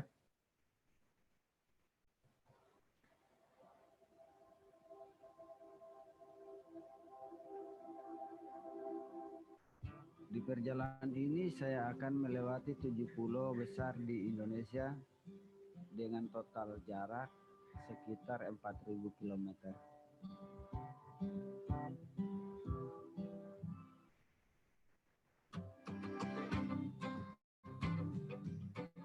Nama saya Hermanus Raja atau biasa dipanggil Bento. Pekerjaan saya sehari-hari sebagai driver ojek online di Jakarta selama 4 tahun terakhir. Sudah lupa rasanya menginjak kampung halaman, karena 17 tahun sudah terakhir kali saya pulang. Selama ini saya hanya bisa memendam rindu bertemu ibu di kampung halaman. Tantangan terbesar buat saya yang pertama adalah biaya. Itu pasti. Karena itu saya selalu menabung di setiap pendapatan saya. Dan yang kedua, saya tidak pernah berkendara keluar kota Jakarta. Nah, ini akan menjadi yang pertama kali dalam hidup saya. Rute yang akan saya lewati adalah menyusur Pulau Jawa, Bali, Lombok, Sumbawa, Flores, dan Pulau Timur. Saya akan melakukan perjalanan ini menuju kampung halaman saya dari Jakarta menuju Pulau Sabu, pulau yang terpencil di Nusa Tenggara Timur. Ya, jadi gitu. Sebenarnya kalau di kalian perhatiin detailnya, urutannya itu nggak seperti ini sih sebenarnya gitu. Cuman tapi ya in the end nggak apa-apa dirubah-rubah di editing, ternyata tuh mungkin pas editing nggak cocok nih kalau ternyata adegan ini dulu, itu nggak apa-apa. Yang penting nggak terlalu lari jauh dari yang kita rencanain, kurang lebih gitu sih. Lanjut ya. Nih kenapa itu sebenarnya cerita itu penting, karena itu ada 3 layer gitu, kayak dalam penyutradaraan atau ngedirect orang gitu atau bikin film gitu. Jadi ada perspektif, ada experience, ada storytelling gitu. Jadi kalau bikin video cuman klip-klip doang tanpa ada cerita, tanpa ada storytelling gitu, semua orang juga bisa cuma ngekat-ngekat doang gitu. Yang paling susah adalah yaitu tadi bikin storytelling, bikin cerita jadi apa namanya, bikin cerita jadi film gitu. Itu yang paling susah gitu. Jadi makanya kalau bisa sih untuk apa ya, kalau buat bikin video tuh kalau bisa ya jangan cuman klip-klip aja kan, orang-orang apalagi zaman sekarang tuh yang penting adalah pakai zoom transisi, ngezoom lah, panning kiri kanan gitu ya. Mungkin kalau kalian ketemu orang, teman-teman yang nggak terlalu ngerti video ya mungkin keren-keren aja gitu, cuman tapi kalau orang yang ngerti film gitu, apaan sih itu ngezoom, bakalan diledekin, kalian percaya sama aku deh. Gitu. Lanjut ya. Jadi kurang lebih, gini, aku punya nge-quote nih, lupa dari siapa ya, dari temen sih juga ini. Jadi bikin film itu adalah intinya adalah bikin orang tuh buat percaya. Jadi bikin film yang bagus. Jadi bikin film itu sebenarnya kayak ngedongeng sih gitu. Gimana biar ngedongeng kita bagus ya sampai orang percaya dengan dongeng tersebut, ya berarti film itu bagus gitu. Saya kasih contoh adalah ini, kayak misalnya kita nonton Avengers gitu. Avengers kan nggak mungkin ya ada Captain America bisa kayak begitu gitu, terus ya pokoknya bisa terbang-terbang gitulah gitu. Cuman karena narasinya, penceritaannya bagus, terus lighting bagus, aktornya bagus, ngambil gambarnya bagus, gitu. Semua elemen jadi satu, ya akhirnya kita jadi percaya Avengers itu bagus, ya itulah gitu. Jadi bikin film adalah gimana biar bikin orang tuh percaya. Di dokumenter pun juga gitu, misalnya orang bisa percaya nonton, misalnya kita, ya tadi misalnya kenapa sih Belanda bisa 360 tahun menjajah Indonesia gitu. Kalau orang sampai percaya, yang mempercayai fakta-fakta yang kita berikan dari dalam dokumenter tersebut, ya berarti filmnya itu udah bagus gitu, dokumenter itu. Kurang lebih sih gitu sih. Bikin orang percaya sama apa yang ditonton. Gitu. Nah ini, jadi aku cuma mau kasih contoh si Quentin Tarantino itu. Banyak orang kan gini, mungkin ya, Quentin Tarantino tuh gini, kalau dia tuh lagi nulis cerita, dia tuh Quentin Tarantino tuh yang bikin Kill Bill. Jadi dia tuh sebelum dia bikin film kan dia pasti nulis cerita dong. Nah di saat dia nulis cerita, dia tuh sambil dengerin, dia kebetulan dia punya piringan hitam, punya vinyl gitu. Nah kalau kita kan bisa ada Spotify, ada apa gitu, ada YouTube gitu, bisa sambil dengerin YouTube. Nanti gue udah tahu mau pakai lagu apa di saat dia lagi nulis ceritanya tersebut gitu. Gue butuh lagu yang agak sedih nih di adegan ini gitu. Jadi itu udah dipersiapkan sebelum syuting. Nah, aku pun juga gitu maksudnya dari sebelum syuting aku udah tahu ini videonya moodnya akan agak ini nih agak fun nih gitu ya. Berarti kita akan nyari lagu yang agak-agak fun gitu kan. Terus kalau misalnya agak moodnya agak sedih ya kita dari awal, dari sebelum syuting udah nyari tuh mood lagu yang agak sedih gitu. Nah terus satu tips dari aku adalah kalau kalian syuting, misalnya kan mungkin ada audio interview, ada audio musik, ada syutingan gitu kan. Kalau dengerin interview mungkin bingung lah kalian akan memulai suatu project nih mana nih, apa editing cut-to-cut-nya dulu atau interviewnya dulu atau kalian pilih musiknya dulu. Hal yang paling gampang adalah gini,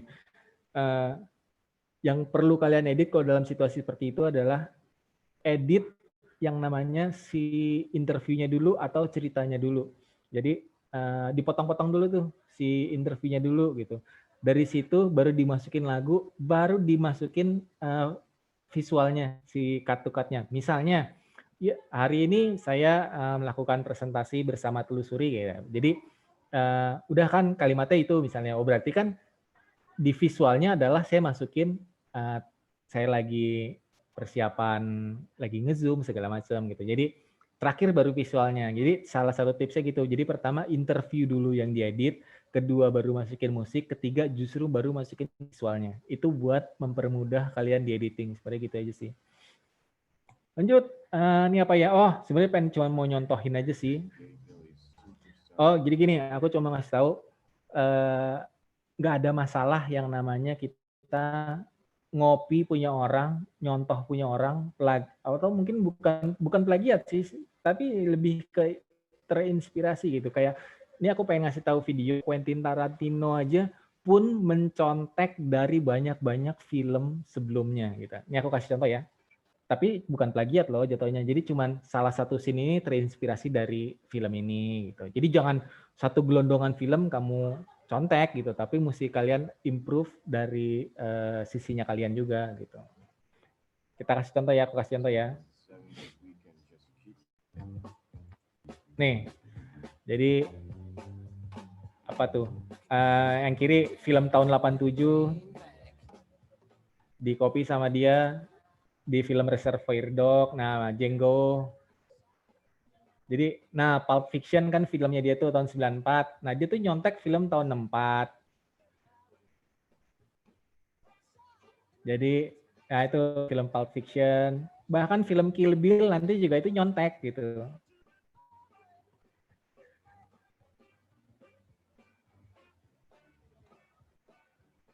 Tuh, dari Flintstone, lucu ya. Dari film tahun 73. Mirip ya. Nah, ini Kill Bill nih, aku tadi bilang. Nyontek film tahun 41 tuh ya. Kill Bill, nyontek film tahun 68 tuh. Nyontek lagi tuh Kill Bill, film tahun 73. Ya, mungkin kalian terkenalnya Quentin Tarantino dengan Kill Bill ya. Tuh. Ternyata Kill Bill itu nyontek semua. Lucu ya kalau jadi ya itu dia. Nggak ada masalah sih terinspirasi dari video-video orang gitu.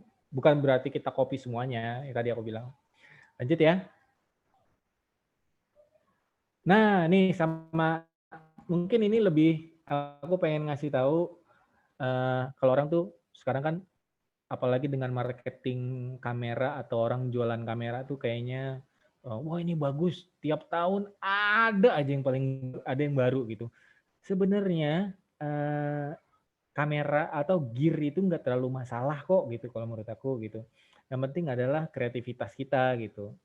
Karena bikin film itu yang penting adalah kreativitas. Jangan pernah mikir bikin film itu atau bikin video mesti dengan gear terbaik atau gear yang paling bagus.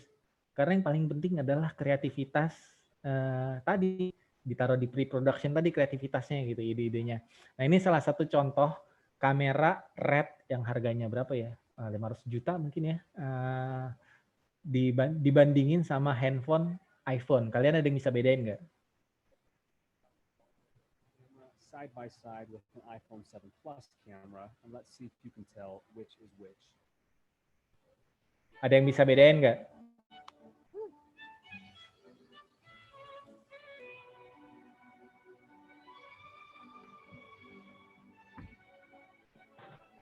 Di zoom-nya wide.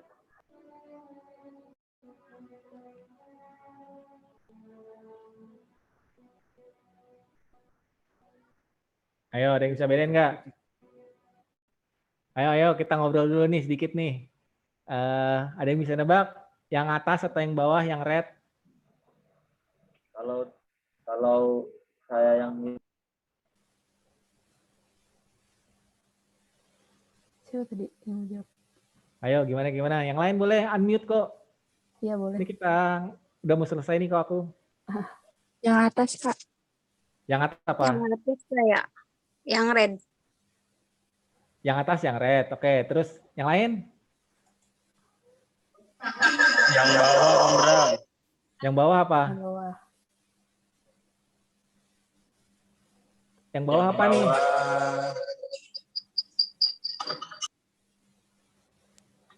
iPhone. Nih, yang bawah iPhone, oke ya. Jadi gini, paling kentara di adegan ini adalah dari frame ini. Yang atas adalah iPhone, yang bawah adalah kamera red. Karena kenapa? Flare mataharinya kalau yang atas tuh lihat deh, cuman biasa aja karena kalau di kamera red kan pakai lensa DSLR tadi kan pakai lensa Canon, itu di dalam lensanya ada banyak kaca, jadi makanya dia akan berbentuk seperti ini gitu. Jadi sebenarnya kamera itu gini, sebenarnya kamera mahal itu akan berpengaruh kalau kalian tahu penggunaannya. Misalnya kalau kalian butuh syuting yang 4K atau 6K atau 10 bit atau 12 bit atau 16 bit gitu ya. Nah itu kalau kalian butuh kayak gitu buat di layar lebar, biasanya kayak gitu, kebutuhan outputnya sih sebenarnya. Tapi kalau kalian cuma buat YouTube aja, handphone kayak 550D kayak itu juga udah sangat cukup gitu. Kamera-kamera zaman dulu yang kayak 600D gitu atau 7D gitu-gitu. Jadi jangan mau bohongin sama marketing kamera, itu aja sih. Itu aja. Sebenarnya apa ya? Aku ada apa ya? Ada yang mau ngobrol-ngobrol lagi nggak sih? Atau aku tuh mau udah sih itu aja kali ya. Udah berapa menit Mbak sih? Udah 1 jam. Oh ya udah deh kalau gitu. Cukuplah kalau gitu. Oke, berarti tadi sebenarnya tuh ada yang nanya, Mas Bram, Apa tuh?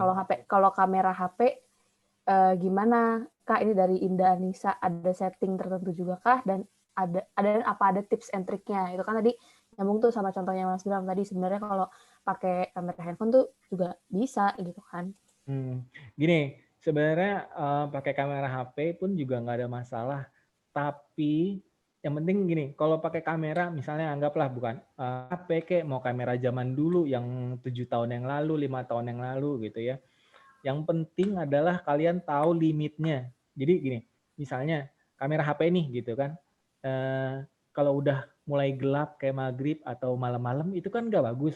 Ya udah kalian tinggal taruh aja gitu, nggak usah maksain syuting malam-malam gitu, hasilnya nggak akan bagus gitu loh. Nah jadi kalau kamera HP itu pastiin syuting itu siang, itu baru bagus. Makanya di contoh film yang tadi itu siang-siang.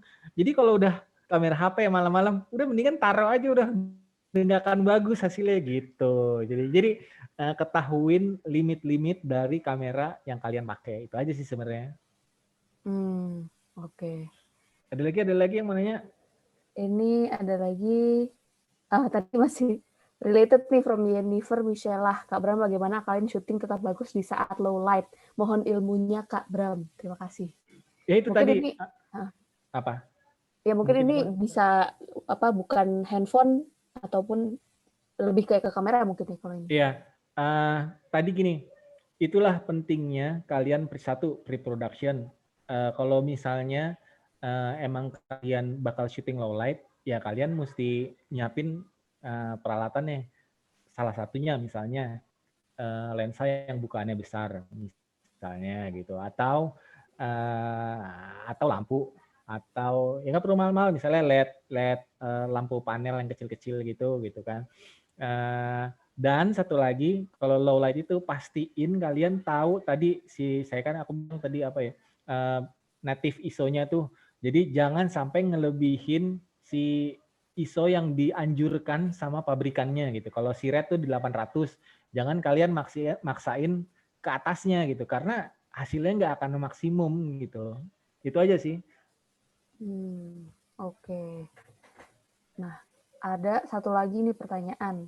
Ini mungkin lebih ke pre-production ya.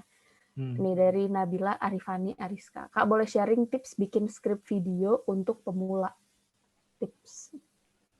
Gini, kalau tadi kan aku udah nyontohin kayak kalau gambar visual, aku bisa capture dari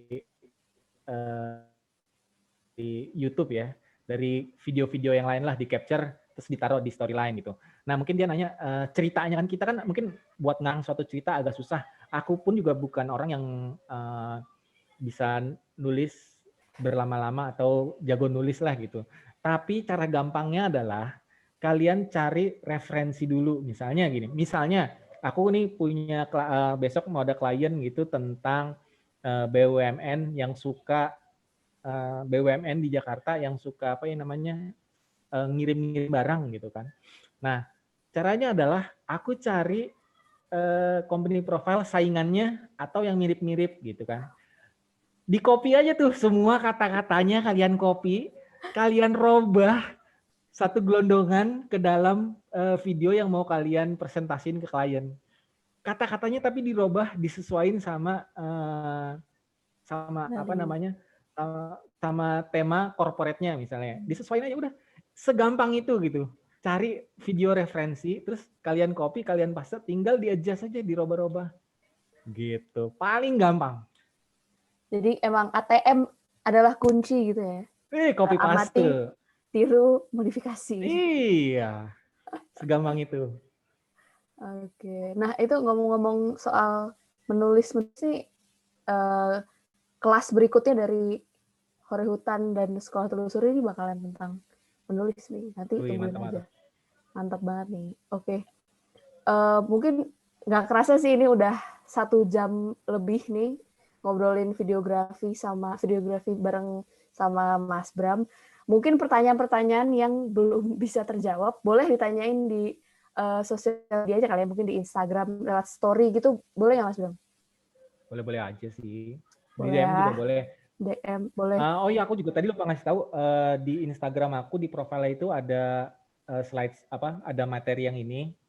Terus sama kalau misalnya kalian mungkin nanya kan cara nge-grading gimana. Nah, aku di situ di link itu udah aku upload loot cara ngewarnain lah. Jadi tinggal dicemplungin. Jadi udah langsung videonya, mungkin orang nyebut sinematik gitu ya. Terus dari gitu sama aku ngupload background audio yang bebas digunain ya, free to use lah buat di YouTube gitu. Jadi tinggal di download aja sih. Walaupun nggak banyak lumayan lah, nggak, karena file ada 80 giga ya di harddisk. Jadi tadi ngupload cuman berapa giga gitu, ngupload lagu-lagunya. Itu sih. Oke. Sip tuh, berarti bisa kepoin Instagramnya Mas Bram nih buat insight tadi di @bramaditi ya. Yang perlu ditanya ya di Bramaditi. Ada tahu mau tanya jawab dikit lagi nggak sih Mbak? Oh oke. Saya takutnya kalau online gini nggak, biasanya saya kadang-kadang kalau ngajarin offline itu bisa sambil meraktekin gitu. Tadi tuh agak kayak sedikit susah gitu mau meraktekin. Sedikit susah ya. Harus lebih banyak itu visual ya. Oke, satu pertanyaan lagi deh nih. Ada dari coba buka di chat nih. Oke.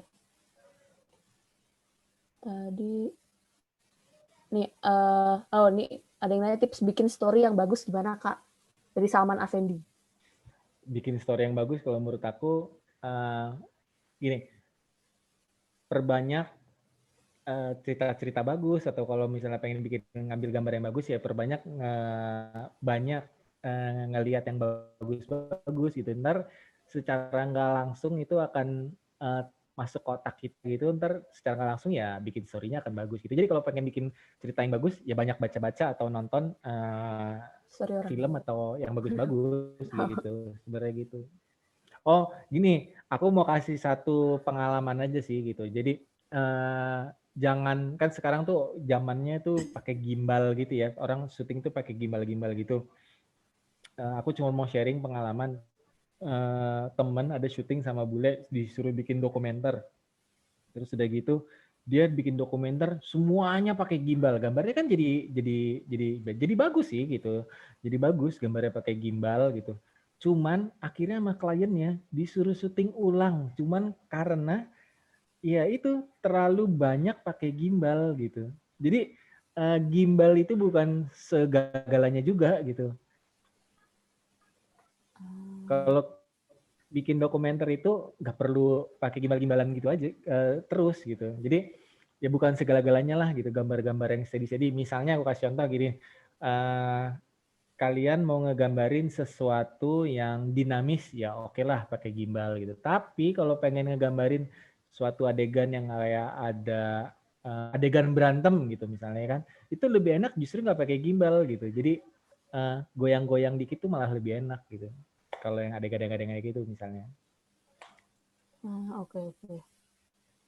Ini ada lagi nih dari Rizal Ramdan, transisi yang nggak lebay itu gimana sih Om? Apakah harus menyesuaikan pergerakan objek atau gimana?